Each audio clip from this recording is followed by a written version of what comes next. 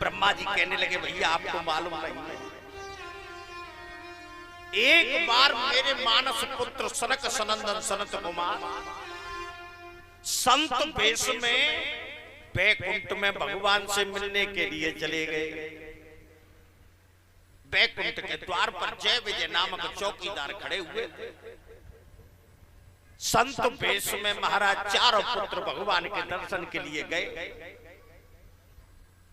जय विजय नामक चौकीदार ने चारों भाइयों को अंदर नहीं जाने दिया। संत वेश में सनत कुमारों को क्रोध आ गया, कहने लगे हमको आप अंदर क्यों नहीं जाने दे रहे हो?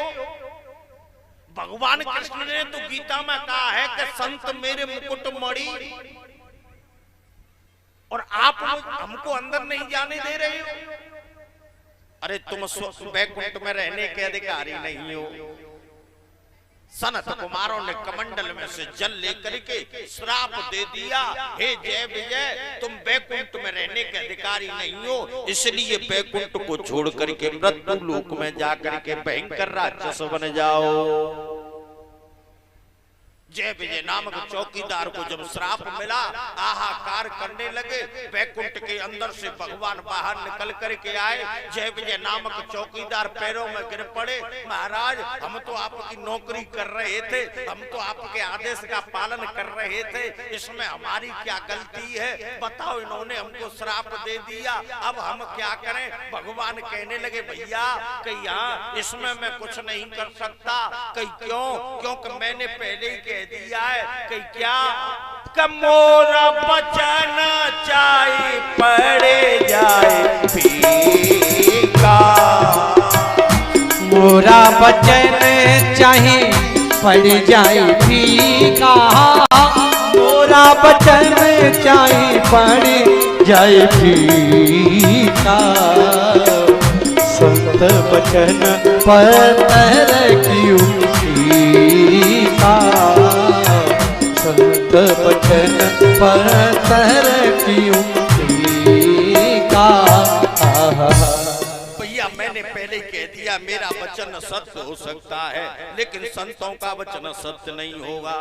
इन्होंने जो श्राप दे दिया वो सत्य है, लेकिन तुम मेरे चौकीदार हो, इसलिए मैं आशीर्वाद दे रहा हूं कि तुम मृत्यु लोक में चले जाओ, लेकिन तुम्हारा पद मेरे ही हाथों से होगा। उसके बाद में आप पुनः अपने स्थान पर आ जाओगे। जय विजय नामक चौकीदार बैकुंठ से निकल करके मृत्यु लोक में आज मैया दिति के गर्भ में आ गए।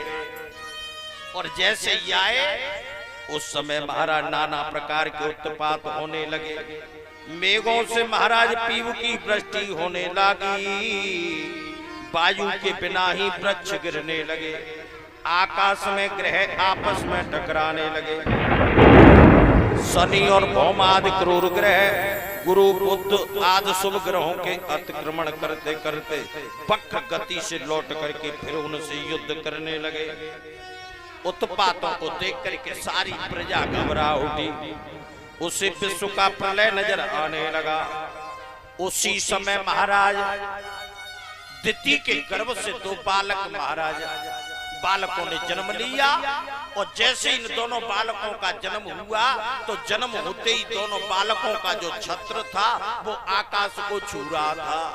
जब ये दोनों भाई खड़े होकर के चलने लगे तो पृथ्वी इनके पैर के अंगूठे की तरफ झुक जाती। महर्षि कश्यप ने दोनों बालकों का नामकरण संस्कार किया।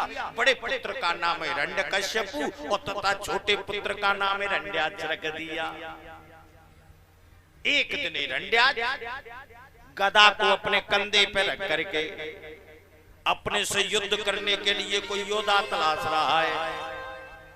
और आपको मालूम है भगवान कभी किसी का अहंकार नहीं रहने देते। आज हिरण्याक्ष को अहंकार है अपने बल का। हिरण्याक्ष कंधे पे गदा रख करके महाराज अब तो महाराज रास्ते में जा रहा है। आपको मालूम है कि चाहे तो राहु को रंग करे जाए राजाए द्वारे द्वार फेरा में। और चाहे सुमेरु की छार कर जाए, छारई छार सुमेरु बनावे। नीति यही करुणा निधि की बल, देव कहे मोए बिनती भावे। और चेटी के पामसो बांधे गजेंद्र को, चाहे समुद्र से पार लगावे। चेटी के पामसो बांधे गजेंद्र को, चाहे समुद्र से पार लगावे। आज हिरण्याक्ष जब रास्ते में युद्ध करने के लिए जा रहा था, सामने से नारद जी आ रहे थे। नारद जी से अपने से युद्ध करने के लिए योद्धा के बारे में पूछा, तो नारद जी ने जल के अंदर इशारा कर दिया। तदेव मार्कंड जले सभासितम,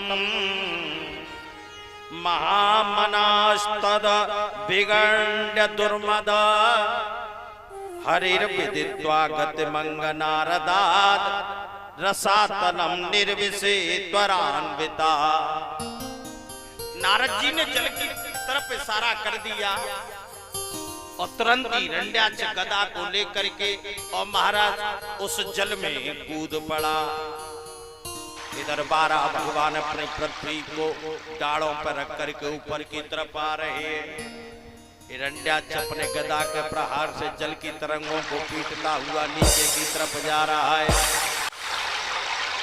12 भगवान ऊपर की तरफ आ रहे हैं। बोलिए 12 भगवान की।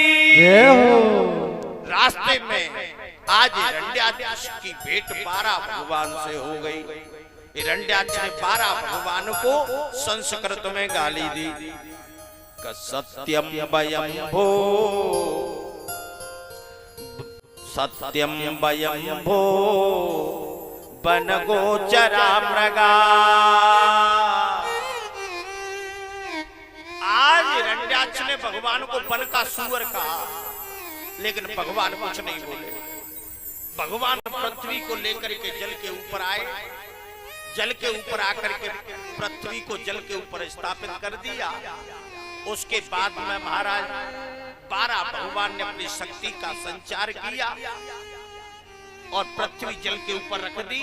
उसके बाद में 12 भगवान ने हिरण्याक्ष को भी संस्कृत में गाली दी। क्या कहा? हिरण्याक्ष ने भगवान को वन का सुअर कहा। सत्यम वयं भो, वन गोचरा मृगा। भगवान कहने लगे, युष्मद्विधान मृगे ग्राम सिंह। आज गांव का सिंह कह करके बुलाया। गांव का शेर कौन होता मालूम है? गांव का शेर होता है कुत्ता। भगवान ने हिरण्याक्ष को वन का महाराज गांव सिंह कह करके बुलाया। उसके बाद में एक दूसरे को जीतने के लिए युद्ध होने लगा।